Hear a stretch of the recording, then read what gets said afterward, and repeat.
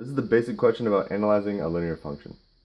After watching this video, you will know how to find the regression line and to use it to predict data points. So for A, to find the regression line, you plug the data into the calculator. You then go to Stat, Calc, 8, and it gives you the data. It automatically calculates it for you, and I put that on the right. That's all you will need to know for this problem. So this data does appropriately model the data. It is unbiased and heteroscedastic. It has a moderate negative correlation. And how I figured that out is because you use the formula A plus BX. It is 479.9341 minus 9.6949x. And that is the regression model for this problem. So the faster Professor Moore swims, the higher his pulse is going to be. After B, to predict the professor's pulse, you simply plug in the value of 34 for x.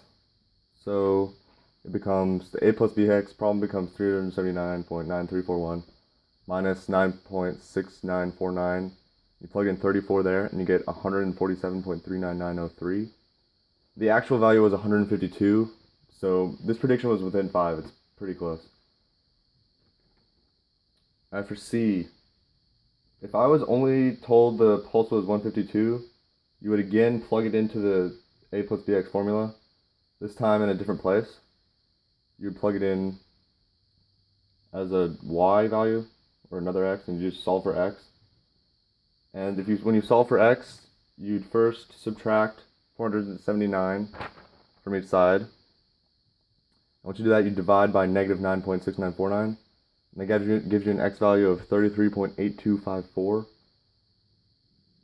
So the predicted value was 34.5725 based on the regression model of, I plugged into the calculator again, in 43.0973 minus 0.574x. That's the other regression line, and that will tell you 34.3725.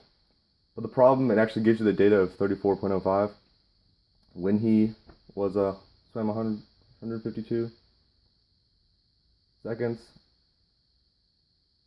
So either one, it's still within 1, so it's really close. For D, there are 2 regression lines because there's a different one for each value or variable. There's one for the value of it, the x value and the y value when you plug it in. And the 2 regression lines both give you the same data when you're trying to find the other variable. Now that you've seen this video, you now know how to analyze a regression model and use it to plug in points and predict values.